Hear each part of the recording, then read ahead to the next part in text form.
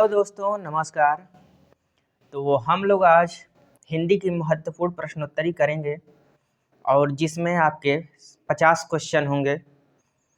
इसके माध्यम से आप एक मोटा अंदाज लगा सकते हैं कि आपकी तैयारी कैसी है और आपको कितनी और तैयारी करने की ज़रूरत है ताकि आप एग्ज़ाम में सफलता प्राप्त कर सकें। तो हम लोग समय को व्यर्थ न करते हुए आइए पहला प्रश्न देखते हैं कि अपभ्रंश को सबसे पहले पुरानी हिंदी किसने कहा। ये आपके सामने प्रश्न है कि अपभ्रंश को सबसे पहले पुरानी हिंदी किसने कहा। सामने आपके ऑप्शन है गारसा दत्तासी, महावीर प्रसाद द्विवेदी, चंद्रधर शर्मा गुलेरी, श्याम सुंदर दास। आप लोग सही उत्तर का चयन करेंगे तो आपका सही उत्तर हो जाएगा ऑप्शन नंबर 3, चंद्रधर शर्मा गुलेरी ने अपभ्रंश को पुरानी हिंदी कहा है। आइए हम अगला प्रश्न देखते हैं कि सन 1974 में किस महाकाव्य की चतुष्षष्ठी मनाई गई। सूरसागर, रामचरितमानस, रामचंद्रिका, पद्मावत। इसमें से किसकी चौथी शताब्दी कह सकते हैं मनाई गई, आप लोग बताइए। तो जैसा कि आपका सही उत्तर हो जाएगा ऑप्शन नंबर 2, रामचरितमानस। क्योंकि रामचरितमानस की जो रचना है वो 1631 संवत में हुई थी। 1631 संवत का मतलब हो गया, इसमें से अगर 57 आप लोग घटा देते हैं तो आपके ईस्वी सन आ जाएगा। ईस्वी सन आपका 1574 आ जाएगा। यानी कि 1574 में रामचरितमानस आपका लिखा गया और ये बात हो रही है 1974 की।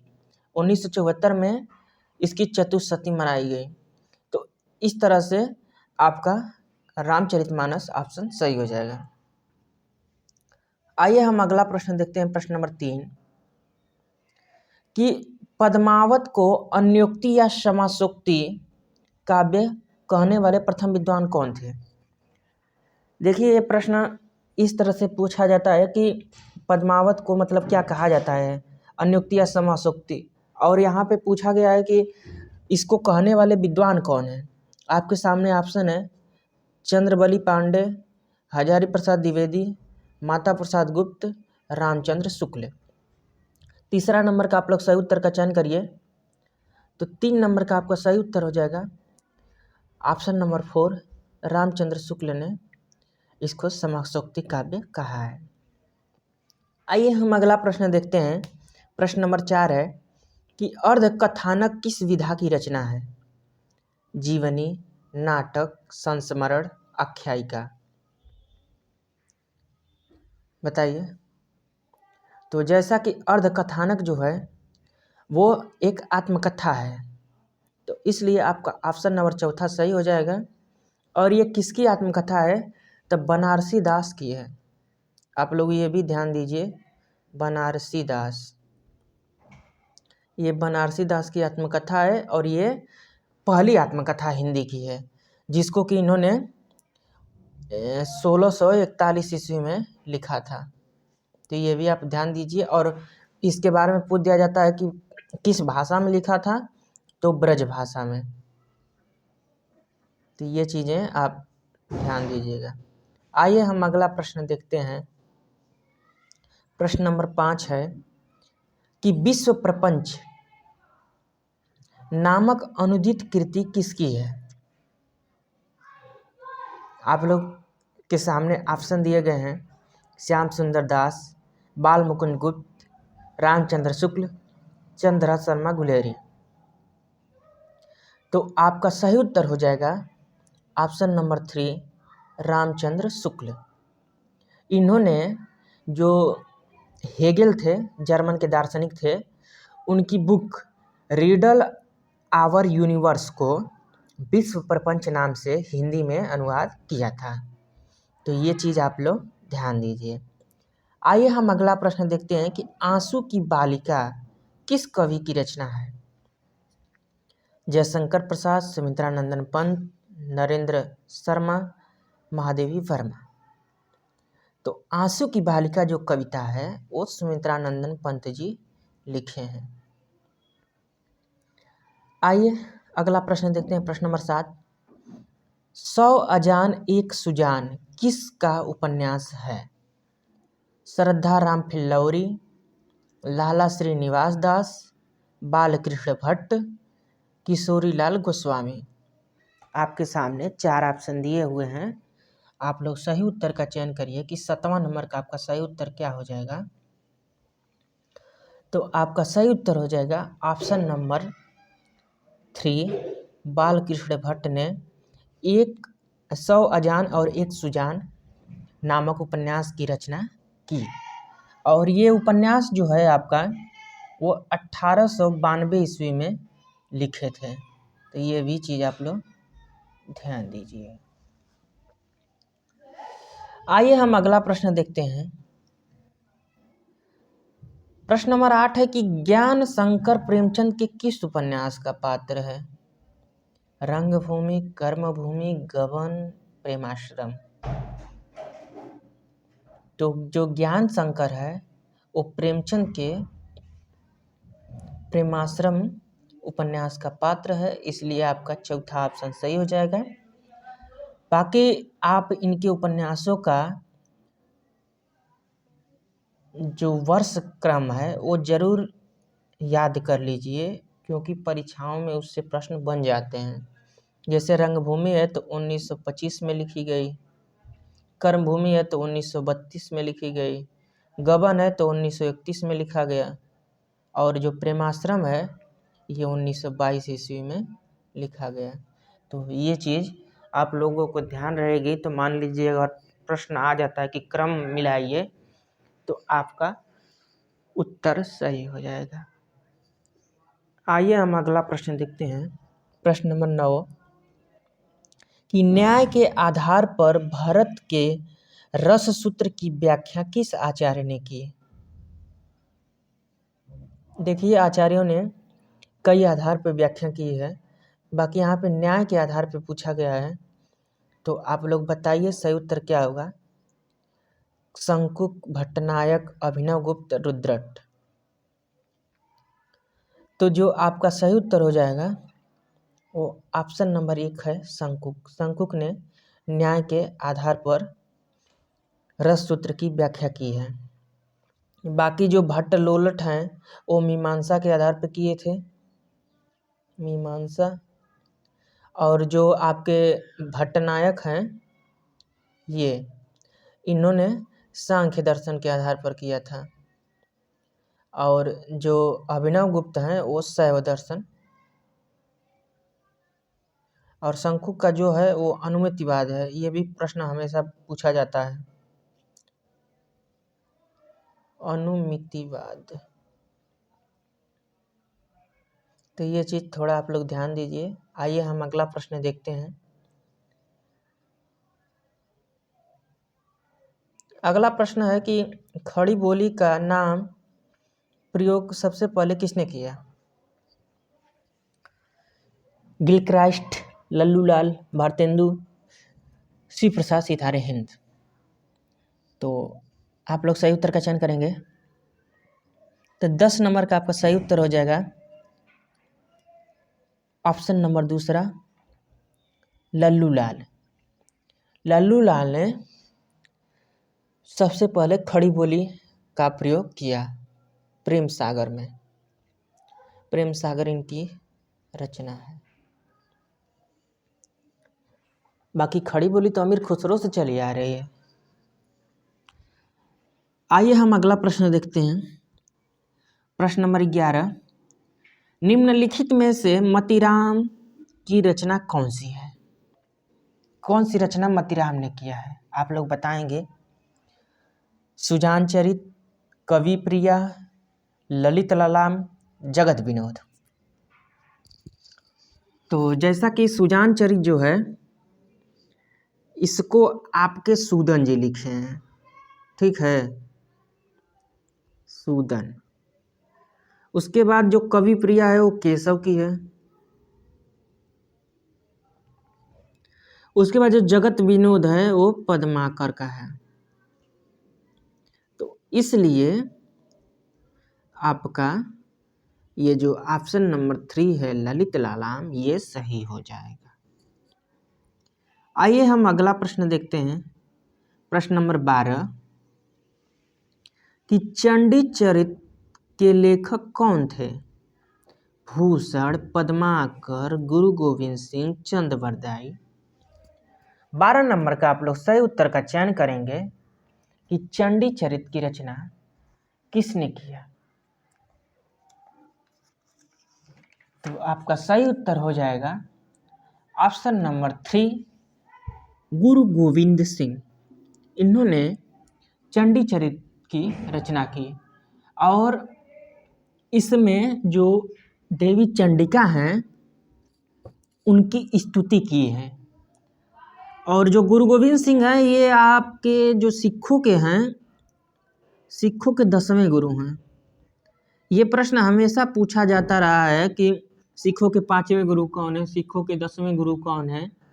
तो ये सिखों के 10वें गुरु हैं। तो ये भी चीज़ आप लोग ध्यान दीजिएगा। आइए हम अगला प्रश्न देखते हैं, प्रश्न नंबर 13 भूषण बिनु न विराजई कविता बनिता मित्त किस आचार्य की उक्ति है? देव, मतीराम, चिंतामणि, केशव। आप लोग सही उत्तर का चयन करिए कि 13 नंबर का सही उत्तर क्या हो जाएगा। तो भूषण बिनु विराजई कविता बनिता मित्त, ये केशव दास का स्टेटमेंट है, पंक्ति। आइए हम अगला प्रश्न देखते हैं कि कृष्ण गीतावली का रचनाकार कौन है? तुलसीदास, सूरदास, नंददास, कृष्णदास। कृष्ण गीतावली की रचना किसने किया? 14 नंबर का आप लोग सही उत्तर का चयन करें। तो आपका सही उत्तर हो जाएगा ऑप्शन नंबर 1 तुलसीदास ने। आइए हम लोग प्रश्न नंबर 15 देखते हैं कि गुरु ग्रंथ साहिब का संकलन संपादन किसने किया था? गुरु नानक देव, गुरु अर्जुन देव, गुरु गोविंद सिंह, गुरु हरि राय। तो 15 नंबर का आप लोग सही उत्तर का चयन करिए। तो सही उत्तर हो जाएगा गुरु अर्जुन देव ने गुरु ग्रंथ साहिब का संकलन किया है।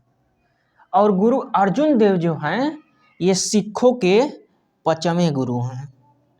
तो ये भी चीज़ आप लोग ध्यान दीजिएगा। आइए हम प्रश्न नंबर 16 देखते हैं कि आत्मनेपद किसकी रचना है? हजारी प्रसाद द्विवेदी, दिनकर अज्ञे, लक्ष्मीकांत वर्मा। तो जैसा कि आत्मनेपद जो निबंध है, निबंध विधा की रचना है, उसको अज्ञे ने लिखा है।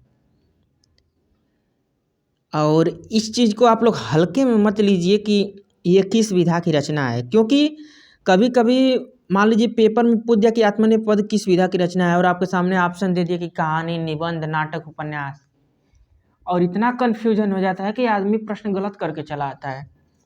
तो ये चीज़ हमेशा से ध्यान रहे कि यह किस विधा की रचना है। तो ये निबंध विधा की रचना है, ये चीज़ आपके दिमाग में रहनी चाहिए। आइए हम अगला प्रश्न देखते हैं, सखा श्री कृष्ण के गुलाम राधा रानी के किसकी पंक्ति है? अयोध्या सिंह उपाध्याय, हरिऔध, रत्नाकर, रसखान, भारतेंदु। आप लोग सही उत्तर का चयन करेंगे। तो इसमें आपका सही उत्तर हो जाएगा ऑप्शन नंबर 4। और ये आप लोगों को विश्वास भी नहीं हो रहा होगा कि श्री कृष्ण के बारे में और राधा रानी के बारे में भारतेंदु जी भी लिख रहे थे, लेकिन यही सही है। बाकी अगर मान लीजिए आप नहीं देखेंगे ऐसे प्रश्नों को तो फिर बाद में एग्जाम में गलत हो जाएगा। आइए हम अगला प्रश्न देख लेते हैं कि निम्नलिखित उपन्यासों में से जैनेन्द्र की रचना कौन सी है? मुक्तिबोध, गुनाहों का देवता, चित्रलेखा, कंकाल। आप लोग सही उत्तर का चयन करिए। तो जो जैनेन्द्र की रचना है वो आपकी मुक्तिबोध है। इन्होंने मुक्तिबोध नाम से रचना किया है और इस पर इनको 1966 में साहित्य अकादमी पुरस्कार मिला था। ठीक है। बाकी गुनाहों का देवता धर्मवीर भारती जी लिखे हैं, चित्रलेखा आपके भगवती चरण वर्मा लिखे हैं, कंकाल आपके जयशंकर प्रसाद लिखे हैं। तो ये भी चीज़ आप लोग ध्यान दीजिए थोड़ा। आइए हम अगला प्रश्न देखते हैं कि निम्नलिखित में से कौन सा उपन्यास कर्नटों के जीवन पर लिखा गया है? जिप्सी, कब तक पुकारूं, अलग अलग वैतरणी, वरुण के बेटे। आप लोग सही उत्तर का चयन करेंगे तो तीसरा नंबर आपका सही हो जाएगा, अलग अलग वैतरणी। ये कर्नटों के जीवन से संबंधित उपन्यास है और इसको जो लिखा है वो शिव प्रसाद सिंह ने लिखा है। शिव प्रसाद सिंह, इन्होंने ही ये रचना की है।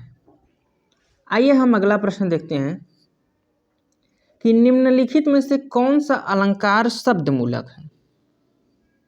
बताइए कौन सा अलंकार शब्द मूलक है? समासोक्ति, उदाहरण, यमक, विसंगति। तो आपका सही उत्तर हो जाएगा यमक अलंकार। ये आपका शब्द मूलक है।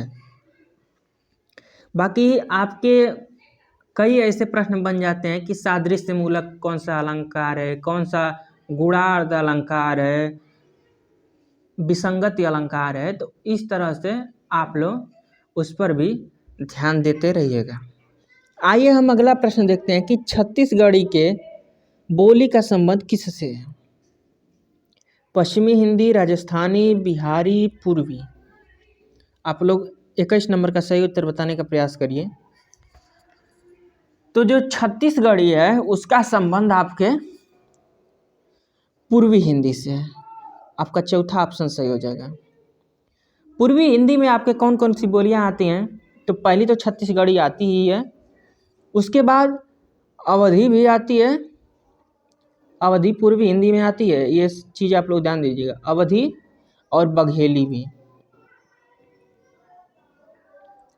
अवधी, बघेली और छत्तीसगढ़ी ये आपके पूर्वी हिंदी में आती है। बाकी बिहारी में जो है आपका वो भोजपुरी, मगही, मैथिली ये आ जाती है। राजस्थानी में आपका मारवाड़ी, मेवाती, जयपुरी, मालवी ये सब आ जाती हैं। और जो पश्चिमी हिंदी है इसमें आपकी दक्षिणी, ब्रज, कन्नौजी, बुंदेली, खड़ी बोली, हरियाणवी ये सब चीज़ें आ जाती हैं। तो ये चीज़ आप लोगों को बोलियों से संबंधित चीज़ें ध्यान रहनी चाहिए। आइए हम अगला प्रश्न देखते हैं कि रीतिकाल को पहली बार श्रृंगार काल किस विद्वान ने कहा है? विश्वनाथ प्रसाद मिश्र, रामचंद्र शुक्ल, राम कुमार वर्मा, मिश्र बंधु। आप लोग सही उत्तर का चयन करेंगे तो श्रृंगार काल जो है आपके विश्वनाथ प्रसाद मिश्र ने कहा है।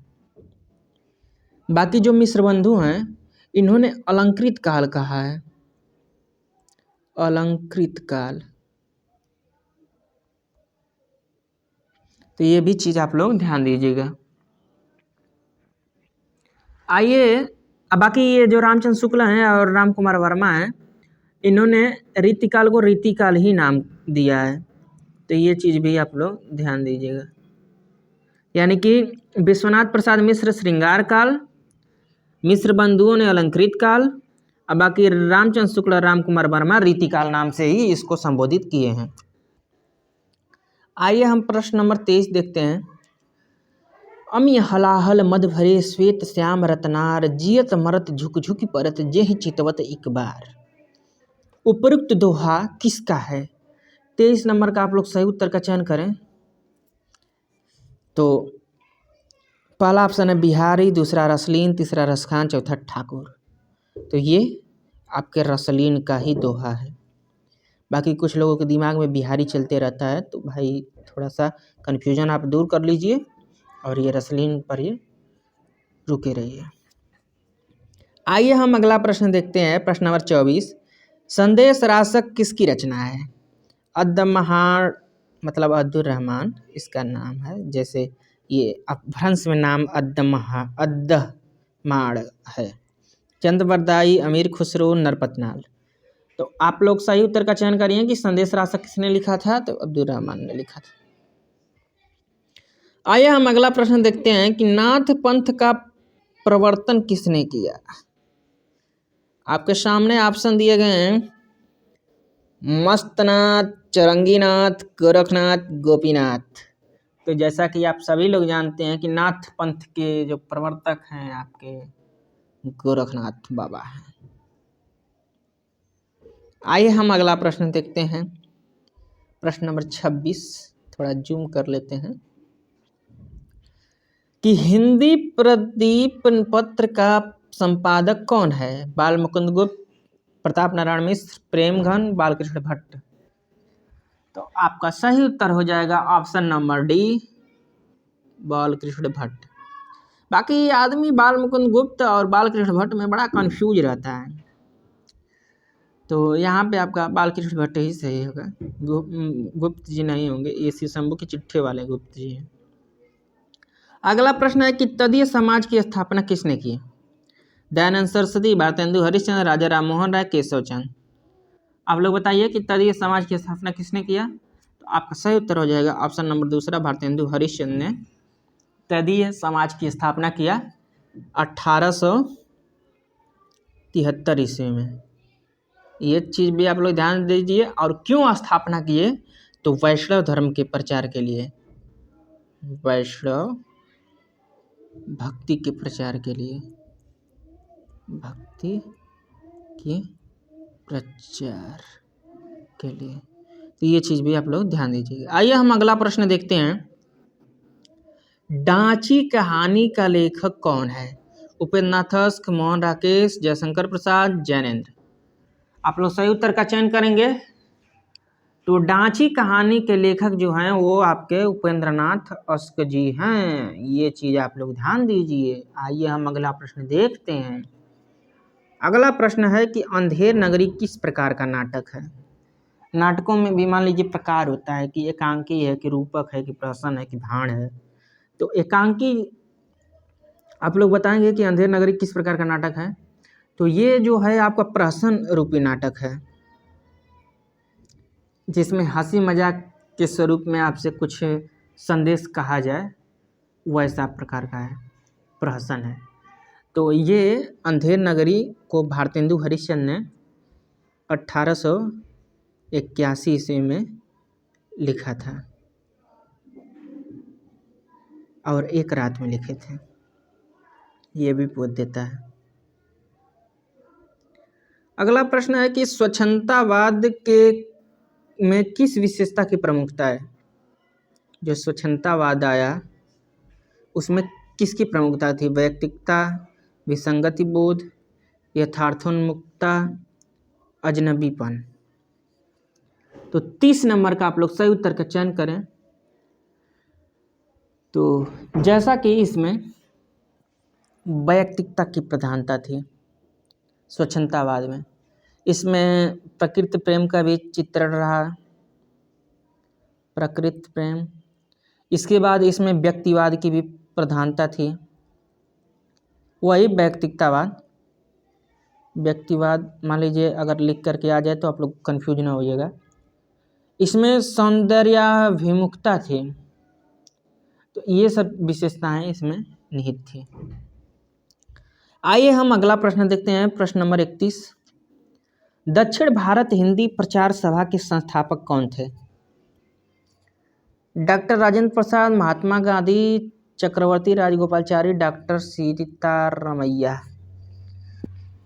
तो यहाँ पे आपका सही उत्तर हो जाएगा कि दक्षिण भारत हिंदी प्रचार सभा के संस्थापक महात्मा गांधी जी थे। आइए हम अगला प्रश्न देखते हैं, प्रश्न नंबर 32। कबीर की भाषा को सधुक्कड़ी कहने वाले आचार्य का नाम बताइए। पीताम्बर दत्त बर्थवाल, हजारी प्रसाद द्विवेदी, श्याम सुंदर दास, रामचंद्र शुक्ल।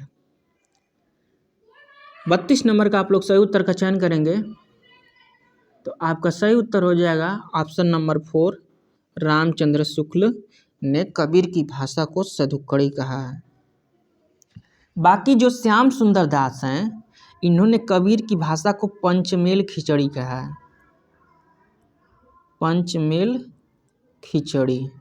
तो ये चीज़ आप लोगों को ध्यान देने की ज़रूरत है कि कबीर की भाषा को पंचमेल खिचड़ी किसने कहा है, तो श्याम सुंदर दास ने, और सधुक्कड़ी रामचंद्र शुक्ल ने। आइए हम अगला प्रश्न देखते हैं, प्रश्न नंबर 33। अपने को ना हिंदू ना मुसलमान किस कवि ने कहा है? रसखान, जायसी, कबीरदास, रहीम। 33 नंबर का आप लोग सही उत्तर का चयन करें तो आपका सही उत्तर हो जाएगा ऑप्शन नंबर 3, कबीरदास ने ये कहा है। आइए हम अगला प्रश्न देखते हैं।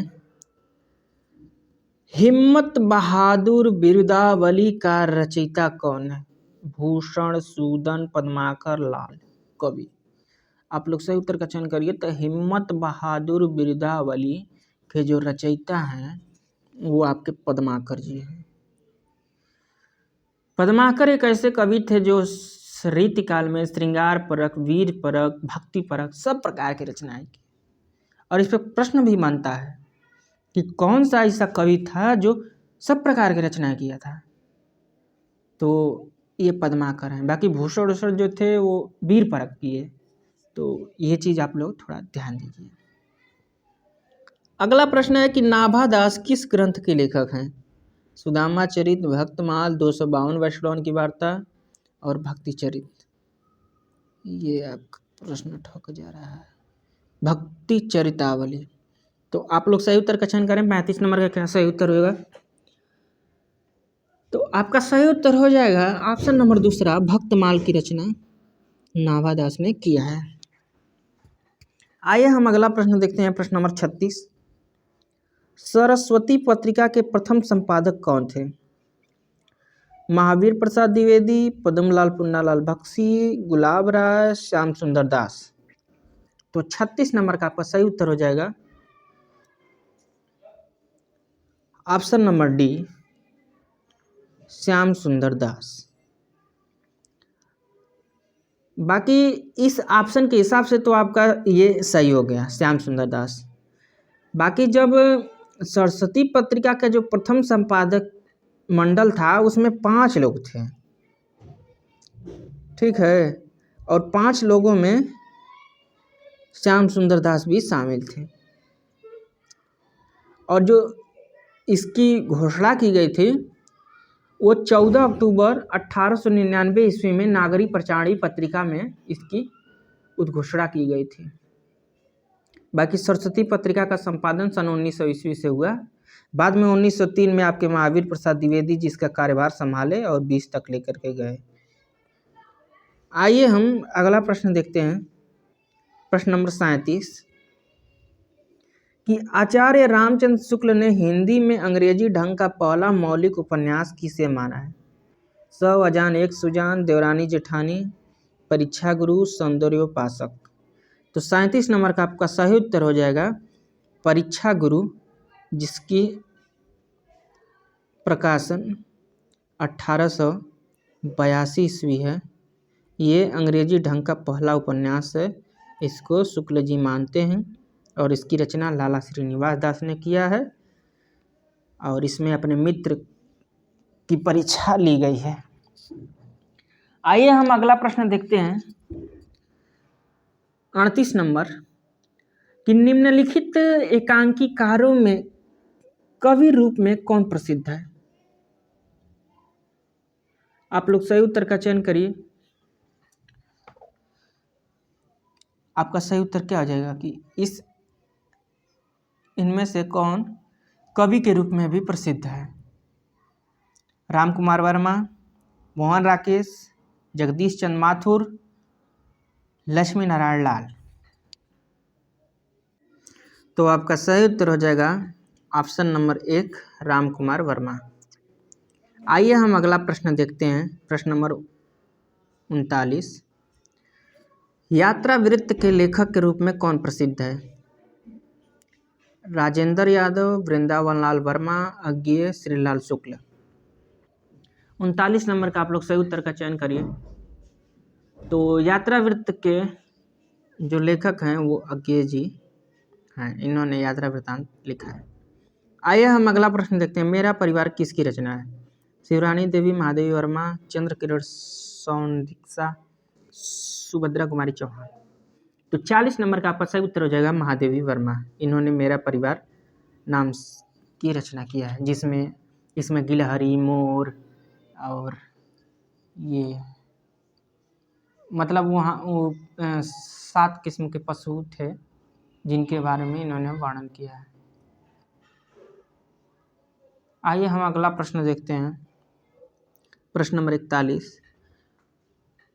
कौन से अलंकार में कारण एक जगह और कार्य दूसरी जगह होता है? विभावना, प्रतीप, अन्योक्ति, असंगति। 41 नंबर का आप लोग सही उत्तर का चयन करें तो आपका सही उत्तर हो जाएगा ऑप्शन नंबर 4 असंगत अलंकार। आइए हम अगला प्रश्न देखते हैं, प्रश्न नंबर 42। अवधि की पहली काव्य रचना कौन सी है? चंदायन, पद्मावत, मधुमालती, रामचरितमानस। तो 42 नंबर का आपका सही उत्तर हो जाएगा, जैसे पहली रचना पूछा है ना, तो पहली रचना जो है आपकी चंदायन हो जाएगी, क्योंकि जो चंदायन की रचना की गई थी वो 1379 ईस्वी में की गई थी। बाकी जो पद्मावत है वो 1520 में की गई, और जो मधुमालती है वो 1545 में की गई, और रामचरितमानस तो आप लोग जानते हैं कि 1574 में की गई थी। तो इसलिए आपका चंदायन सही हो जाएगा। चंदायन की रचना मुल्ला दाऊद ने किया था, पद्मावत की रचना आपके जासी ने किया था, मधुमालती की रचना आपके मंझन ने किया था, तुलसीदास ने रामचरितमानस लिखा। आइए हम अगला प्रश्न देखते हैं, प्रश्न नंबर 43। या लकुटी अरु काम अरिया पर राज तिहु पुरखो तजडारो। इस पंक्ति की रचना किसने की है? सूरदास, रत्नाकर, रसखान, नंददास। तो आप लोग सही उत्तर का चयन करेंगे तो सही उत्तर हो जाएगा रसखान। बाकी बहुत लोग जल्दीबाजी में सूरदास को टिक करके चले जाएंगे कि बाल रूप का बड़ा वर्णन किए थे सूरदास, लेकिन आप गलत हो जाएंगे। ऐसा जल्दबाजी में ना करिए, इसको रसखान ने लिखा है। आइए हम अगला प्रश्न देखते हैं कि जायसी सूफी नहीं थे, यह स्थापना किस आलोचक की है? रामचंद्र शुक्ल, विजयदेव नारायण शाही, चंद्रवली पांडे, हजारी प्रसाद द्विवेदी। तो जायसी सूफी नहीं थे, ये जो स्थापना है ये विजयदेव नारायण शाही जी की है। बाकी चंद्रपली पांडे जो हैं ये उसका समर्थन किए थे, तो ये चीज़ भी आप लोग ध्यान दीजिए। आइए हम अगला प्रश्न देखते हैं कि रास पंचाध्याय के लेखक कौन है? परमानंदास, सूरदास, कुंभनदास, नंददास। तो रास पंचाध्याय जो है वो आपके नंददास जी ने लिखा है। आइए हम अगला प्रश्न देखते हैं कि रूपाभ पत्र के संपादक कौन थे? जयशंकर प्रसाद, सुमित्रा नंदन पंत, मुकुटधर पांडे, प्रेमचंद। तो रूपाभ जो पत्रिका है इसकी संपादन आपके पंत जी ने किया था, और इसका जो संपादन है वो 1938 में करते थे। 1938 ईस्वी में संपादन करते थे, और ये जो एक है मासिक प्रकार की पत्रिका थी, क्योंकि पत्रिकाओं से यही क्वेश्चन बनते हैं कि वो किस प्रकार की पत्रिका थी। तो ये मासिक थी और ये काला कांकर से निकलती थी, काला कांकर। तो ये चीज़ आप लोग ध्यान दीजिए। आइए हम अगला प्रश्न देखते हैं, प्रश्न नंबर 47 कि पंत और पल्लव के रचनाकार कौन है? विशंभर, मानव, निराला, प्रसाद, नगेंद्र। तो आपका सही उत्तर हो जाएगा निराला जी। ये आलोचना लिखे हैं पंत और पल्लव नाम से। अगला प्रश्न है कि उमर खयाम की रुबाइयों का हिंदी में पहला काव्यानुवाद किसने किया? आप लोग सही उत्तर का चयन करिए। तो उमर खयाम की रुबाइयों का सबसे पहले अनुवाद किसने किया था? तो आपका सही उत्तर हो जाएगा Bachchan ji. Option number A is right, क्योंकि बच्चन जी जो थे अंग्रेजी के अध्यापक थे और उमर खयाम की रुबाइयों का इन्होंने अनुवाद किया। आइए हम अगला प्रश्न देखते हैं। कलम का मजदूर किसकी रचना है? और आपके सामने ऑप्शन दिया गया है रामविलास शर्मा, मदन गोपाल, अमृत राय, अमृतलाल नागर। 49 नंबर का आपका सही उत्तर हो जाएगा मदन गोपाल। इन्होंने प्रेमचंद की जो जीवनी है वो कलम के मजदूर नाम से लिखा है। और कलम के मजदूर जो इन्होंने लिखा था तो ये 1964 ईस्वी में लिखे थे। बाकी इसके पहले जो प्रेमचंद की जीवनी है वो उनकी पत्नी शिवरानी देवी ने इन्होंने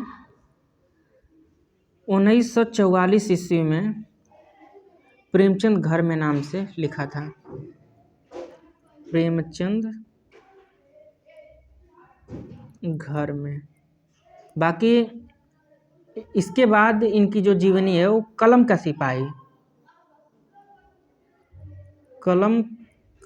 सिपाही ये कलम का मजदूर लिखे हैं ना मदन गोपाल। कलम का सिपाही नाम से जो अमृत राय इनके बेटे थे वो 1962 ईस्वी में इन पर जीवनी लिखे थे।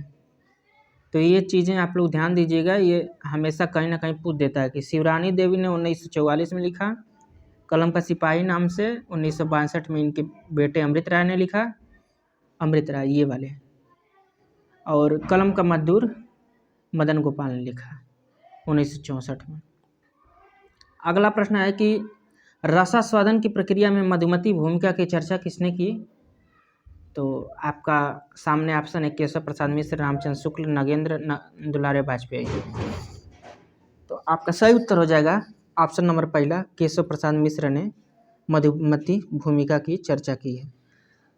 तो ठीक है दोस्तों, यहाँ तक देखने के लिए आपका धन्यवाद। बाकी हम लोग फिर मिलेंगे नए वीडियो में नए टॉपिक के साथ। नमस्कार।